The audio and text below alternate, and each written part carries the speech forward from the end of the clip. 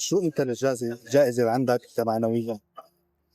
والله أكيد تعني لي هاي الجائزة. طبعا كأي صانع محتوى أو أي شخص يقدم بالمجال الإبداعي يفتقر لهذا التكريم، تمام، إنه يشوف محتواه يشاهد من أشخاص يعني خلينا نقول إنه بمقام عالي، فهذا الشيء يفرح أكيد ويسعد.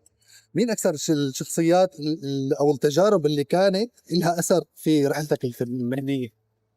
كشخصيات أكيد الشخصيات التاريخية اللي ألتقى بها لأنه تكون متأثرة بها، فأحب أسوي حوار معها، كون قارئ عنها سابقا وتكون مأثرة بها بشكل أو بآخر. نعم. طيب شو الرسالة الأساسية اللي أنت بتحرص دائما على إيصالها من خلال المحتوى اللي بتقدمه؟ الرسالة أنه المحتوى العلوم بشكل عام هي أسهل من ما كنا متخيلين بالمدارس وغيرها من الأماكن الأكاديمية، فتشوف أنه المحتوى العلمي اللي يتقدم بطريقة بسيطة ومفهومة راح يحبوه الصغار قبل الكبار.